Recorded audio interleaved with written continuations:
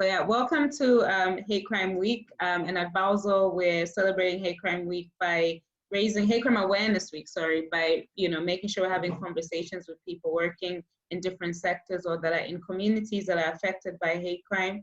So we're having these relaxed conversations around very serious subject matters, but it's just important for us to get insight into the area that we're working in. And my name is Chembo, and I work as hate crime lead at Bawso currently. And yeah, so we have Matthew Ellis and Edward Marsh here from the CPS, the Crown Prosecution Services, if anyone's interested in the meaning of the terminology, the word. I'm terrible at this, but so yeah, you guys can also just introduce yourselves a little bit and just say what you do at the CPS, just to kind of get us started. So Matthew, you can start. Yeah, thanks, Chembo. I'm the Inclusion and Community Engagement Manager for CPS Cymru Wales. Sorry, I had some feedback there, which is why it was a bit delayed. My role is to talk to communities, to get feedback on our performance, what issues are affecting them in the community, how we can alter our policy and alter our practices to try and accommodate that and to try and allay fears of people with crime. And a large part of my role is educating people about the role of the Crown Prosecution Service, what we do, what the law means for them, and how we can work for them. Thank you. Ed? My name's Edward Marsh. I'm the hate crime coordinator with the CPS for Wales. My role is really making sure that our lawyers are dealing with hate crime cases correctly and that they're making the right decisions under the legal test, that they're offering the right support to witnesses. I also deal with some engagement with the police on the criminal justice board, and I also on occasion present hate crime cases myself at court. Okay, thank you so much. And I guess the first question, which is kind of just to delve into this, is very simple. What is described as hate crime by the CPS? What terminology do you use to describe that? So for the definition of hate crime, there's two things really. There's what we can prosecute as a hate crime and what we will recognise in our systems and for our own internal processes as a hate crime. So in terms of whether we flag something as a hate crime, we use what's called the perception test. So does anyone, it could be a victim, it could be a witness, it could be the police, it could be the admin officer putting the case on, perceive it to be either motivated by hostility or demonstrating hostility based on certain protected characteristics, race, religion, disability, transgender status, have I forgotten something? Sexuality. Yeah. Yeah. And then to actually prosecute it as a hate crime, you have to go that one step further. So it's not, has anyone perceived it as a hate crime? It's, can we actually prove, could we make a court sure that there has been that hostility? So for instance, someone might be targeted by a crime and they perceive it as being based on their race, for instance. So it'll come in our system as a hate crime. We'll give it the priority that a hate crime case will get. It will get that extra level of overview from us. It will get what's called enhanced services for the victims and witnesses, even if we can't necessarily go on to make a court sure that that was what happened. Whereas by contrast, if there's, for instance, racist language used, then that's a lot easier. We can go forward and prosecute that as a specific hate crime. Okay, thank you for that. Do you have anything to add, Matthew? Any chance? No, I think that's Ed summed up the CPS legal position very well. Of course, with anything that is where a court does find that there is the aggravating feature for the hate crime, the seriousness is reflected in the sentence by way of an uplift. The court has to increase the sentence, make it more serious, and when they are announcing what's called the uplift in the sentence, they have to announce what the uplift means. So generally speaking, as Ed will attest, when we've both been in court, the court will say what the sentence would have been for the base offence. Say it's a disability hate crime and it's an assault. they'll say if it was without the aggravating feature, it would have been this sentence, but because of the aggravating feature, the uplift, and it's uplifted to this sentence, such a sentence. All right, thank you. Thank you. It's really interesting. I remember also speaking to you a different time and hearing like the legal definition and other people hearing it, because when I started working in my role, I got all these different definitions from you know, victim support. I've worked with some people from victim support who've been really helpful. And hearing your definition as well kind of delves further into the law and how the law looks at it. And I think that's also very important for people to know, like generally in communities, because some people may think one thing is a hate crime, but is it really, you know, from when you really look at the whole situation kind of thing? Because according to some people, some organizations, if the person says it's a hate crime, they'll take it as a hate crime initially, and then they'll delve deeper now into the actual incident, that kind of thing. So I think that's really interesting as well. And from your experience, because this is a very relaxed conversation, from what you've experienced so far, and I try to make it a little bit different than what Matthew had experienced at a different time, by the way, Ed. So I didn't want this to be like Matthew was seeing like the same questions and thinking, okay, it's the same thing. So from your experience, is it possible to eliminate hate crime from what you've seen in Ed and both of you guys actually? Like, what do you feel from your experience in working in this field and with people and victims? Well, that's a tough question. I suppose, like saying, would you hope to, well, is it possible to eliminate all crime? To which the answer is, I would hope so, but are we anywhere near a state where we can do that? And the answer is sadly no. Yeah. But with hate crime, as with, I suppose, all other crime, you just hope to make a difference, and you hope to help the people that you can help, even if you can't, you know, solve the problem completely. Yeah, thank you. That's a very good answer. It's a very tricky question. I knew it when I put it down. The reason it's there. Yeah, Matthew, do you have anything to add? I've got nothing to add. I think Ed's hit the nail on the head, so to speak. I think where it's in an ideal world, yes. Are we there yet? No. It's pretty straightforward.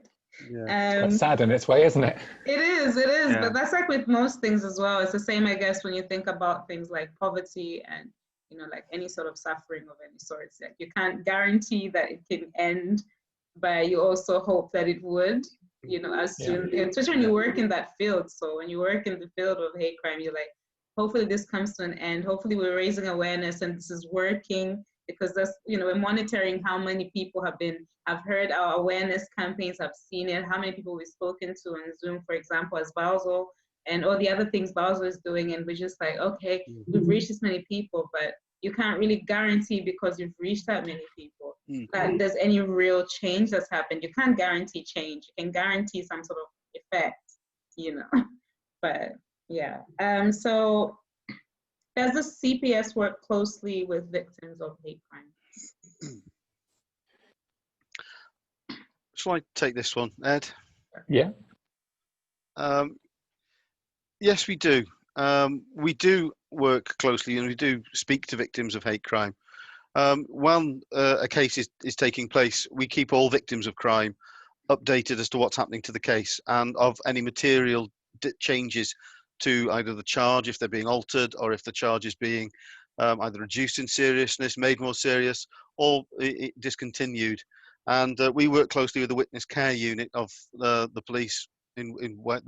All the police forces have a witness care unit, and they will update the witness. They will talk to them about the hearing, whether they require any special measures to try and make, such as screens or a video link, to try and make their experience as stress-free as possible. I mean, it's always going to be a stressful situation. I know I've given evidence in court before now, and it is a really difficult situation. It's a very alien situation to be in, because you're being asked questions by people who, in your mind, are trying to catch you out, but in reality, they're not trying to catch you out. They're just asking questions that they need to put their client's case or to try and get out the prosecution's case.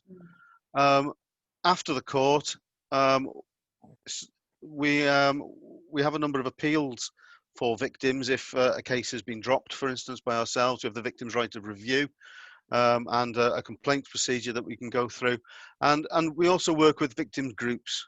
We need to improve, we want to improve the service we provide to victims and witnesses of crime, of all sorts of crime, but especially hate crime and violence against women and girls. And we have what's called local scrutiny inclusion panels, where we invite groups who represent victims, victims themselves, and the police and criminal justice sector partners to come in and to talk to us. And we select a number of cases, and we pick over those cases. We look at them and we see what we did well, what lessons we can learn, and what we didn't do so well, and how we can avoid that happening again in the future. So our work with victims of hate crime in particular is vital to our work and how we improve. Okay, that's good to know as well. That's also a good thing for me to even know, because with the communities that we work with, so mostly are my minority communities and people from diverse ethnic backgrounds, and the thing that we've seen a lot is people's reluctance to reporting, hate crimes or any types of crimes that are done against them. So most of our work now is also focused on making sure we increase their confidence in different systems, especially the criminal justice system as well, and making sure, because some of them have previous experiences from the countries they've come from, where it's a negative experience with the police usually, or any type of justice system, it's a negative experiences, and they come over here and they kind of copy paste and feel as if that's kind of a similar thing where they're not heard and they're not cared for, that kind of thing. So it's always good to hear that for me, because then I can speak from a better perspective than just talking to them and saying, no, people do listen, because that doesn't go through, the same way. So, yeah. I mean, I've got two things I'd just like to come back on there. First of all, Sure. If we don't have the communication with victims and witnesses, certainly after a case is finished, to get those learning points, we can never get better. And that's one thing we want to do. We want to be the best service we can be for the public. The other thing I'd say is we are completely independent of the police. Yes, we do work closely with the police. Yes, I remember by the nature of what we do, but we are independent and we hold the police to scrutiny. At the end of the day, in our legal system, the police gather the evidence, we don't. And I know in other jurisdictions, quite often it's the prosecution department and the police department are one and work closely together up from the beginning of the investigation, as you see in these American police cop dramas. Yeah, no, it's probably not quite the same dramatics, but yeah. Yeah.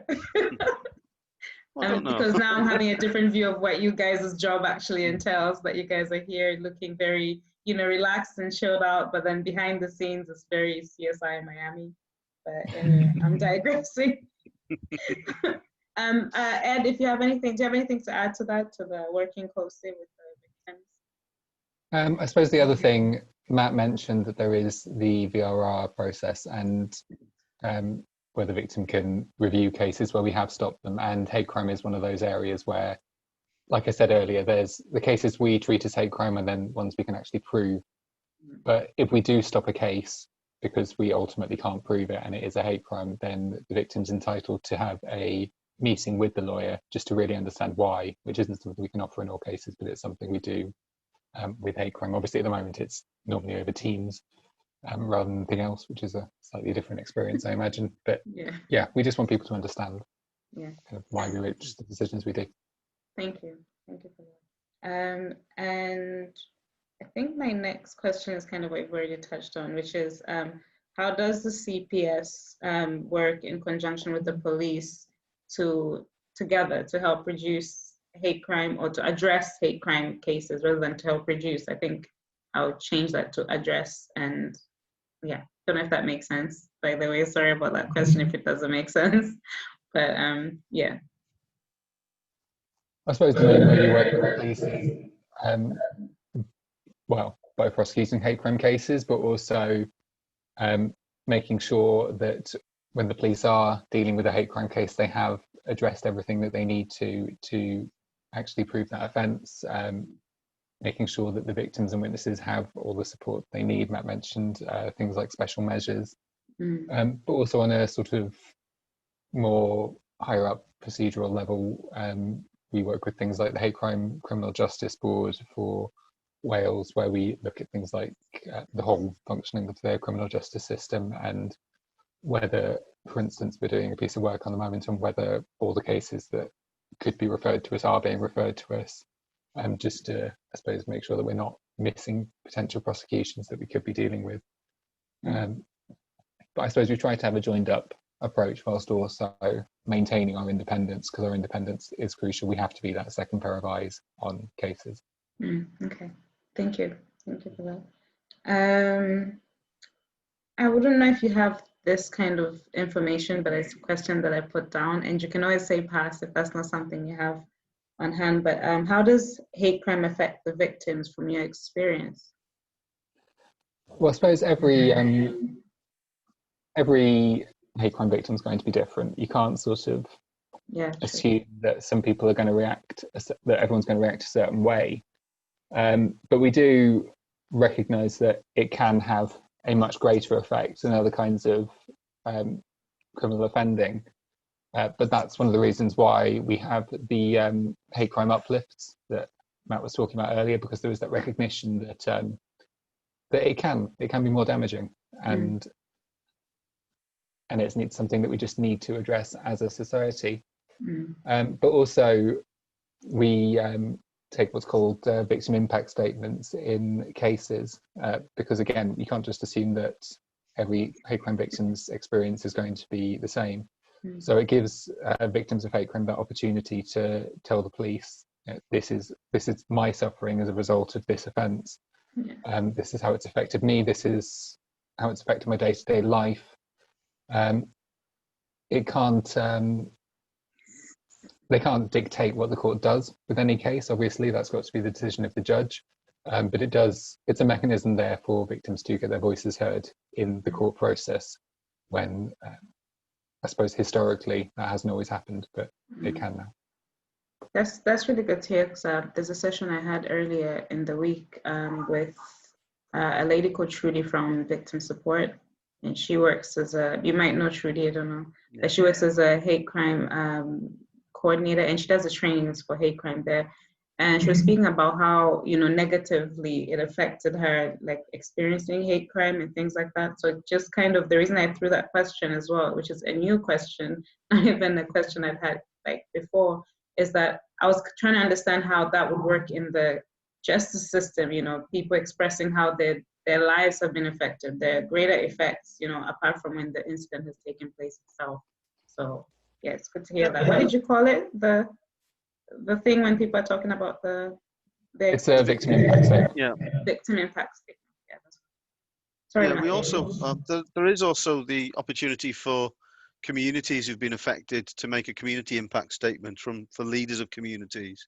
Okay. And that can be quite impactful, where perhaps there's a series of less serious offences that it's like the dripping effect, but individually they might not be seen as being particularly high profile or important cases, but when they're clumped together, the impact on a community can be quite dramatic.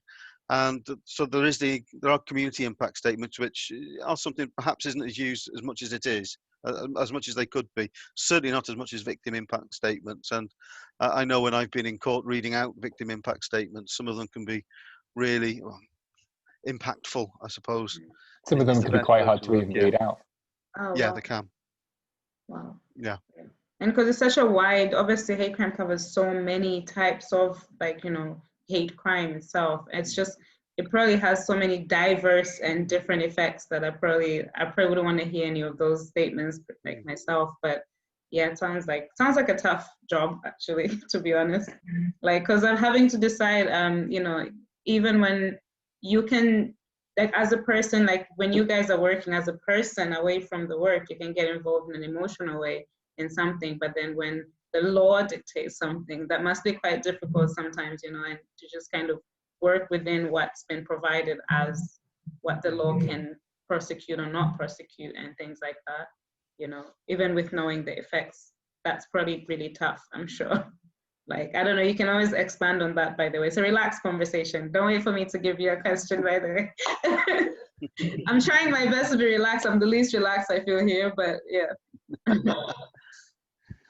Certainly, when you get cases, you can't always do what you want with them, but it's not really our place as lawyers and civil servants to say what the law should be. There's sort of mechanisms in place for that, but yeah, certainly it's tough when you can see that a crime's had, well, you can see that an instance had a big effect on someone and it can't always be prosecuted in the way that you might want. But again, you've just got to follow the law. You just got to make sure that when you make a decision, you're satisfied that it is the right decision legally. Because if you, for instance, charge something thinking, you know what, this is horrible, I just want to put it before a court, but then ultimately it's a case that you know deep down is going to fail if it gets before a judge because it's not right, then that means you have a victim of crime having to go through the whole court process for something that's ultimately going to fail. And that, I think, can be quite traumatic for them. So sometimes you have to make tough decisions, but ultimately you've got to follow where the law leads you. Yeah, thank you. Matthew, just agreeing on anything extra? No, I don't think I've got anything to add to that. All right, thank you. And I wanted to ask this in terms of just, because the project that we're on is focusing on race and faith-based hate crime specifically. So I wanted to understand from your perspective, if you get a lot more, you probably can't reveal some of these things, but do you feel that people from minority backgrounds do report hate crime often or are comfortable reporting it as a hate crime when they experience certain incidents? Well, obviously we only really deal with cases when they have been reported. Yeah. But I would hope that people feel comfortable reporting hate crime, but I'm aware, I don't think it's controversial to say that people often don't feel comfortable reporting it. It's a very personal thing to have a private characteristic kind of attacked in that way. So I understand that people don't always feel that they can come forward. There are other ways of reporting hate crime though. There's the online reporting system True Vision, for instance, where you can effectively just fill out a short form online and report it that way. So I would hope that people would feel more comfortable reporting it going forward as we open up different ways for them to actually do that. In terms of the sort of statistics on that, I don't have them to hand. I know that the majority of the hate crimes that we deal with are racist hate crimes as opposed to any other strands. So certainly that takes up the bulk of our work. I think maybe Matt has more information on the stats behind it all. Or he doesn't, just put him on the spot. As it happens, I mean, it's a very difficult question to answer, and the short answer is we don't know, because if it's not reported, we don't know about it. Yeah. But anecdotal evidence, I think, as Ed quite rightly says, is that the number of cases that are being reported are the tip of the iceberg to a certain degree, and there's much more that isn't being reported. In the year 2019-2020, there were over 105,000 hate crimes reported to the police forces across England and Wales.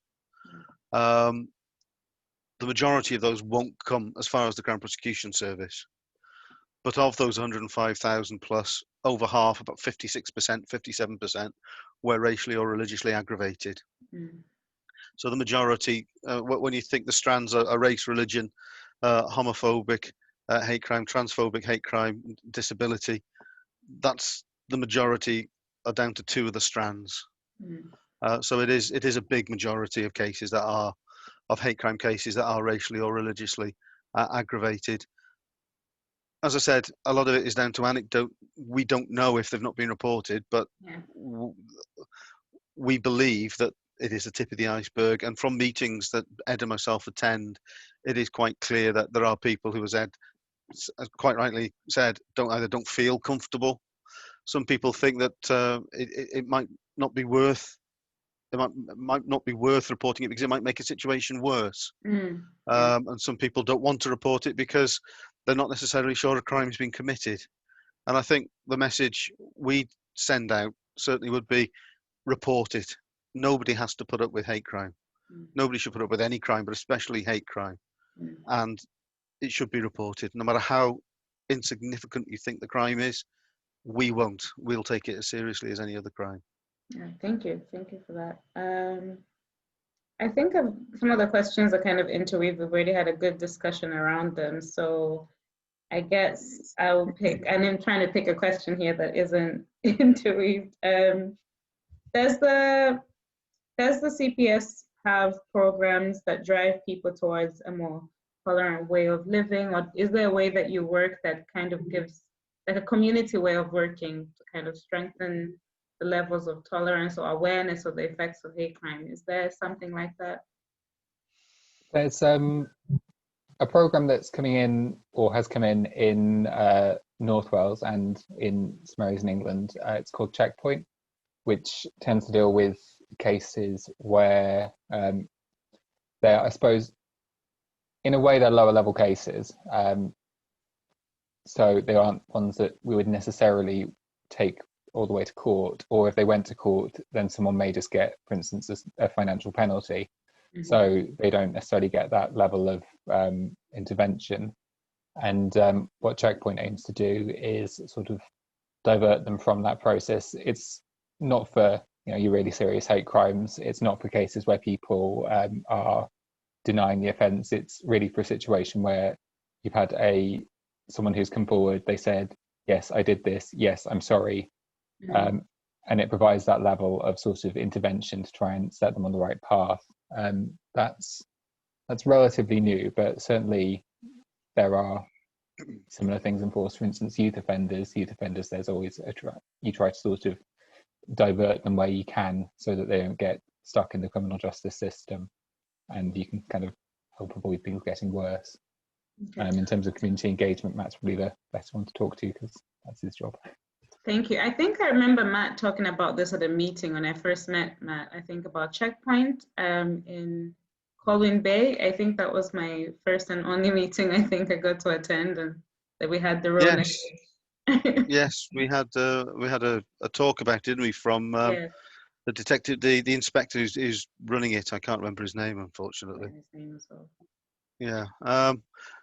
I mean, from our point of view, the community work I do, going into communities and talking to them, asking them about their experiences with the criminal justice system, and educating people about what a hate crime is just as important for educating people what a potential defendants as to what a hate crime is, because a lot of people don't realise that some of the language they're using or what they're doing that they've grown up using is actually grossly offensive to people. Yeah. And I think that's quite a bit of an eye-opener, especially with younger people. But I think what I would say is, because we prosecute, we don't pass sentence, a lot of the programs that might try to move people away from the criminal justice system are actually administered by probation and passed down by the courts. So they might be in a better position to say what they do, what sort of courses they offer to people who've been convicted of hate crime, or I think they have input to Checkpoint. I think, Ed, if I'm right in thinking, they can do. It depends on the program. Yeah. Okay. Thank you so much. Thank you for being available for this very short, I guess, discussion.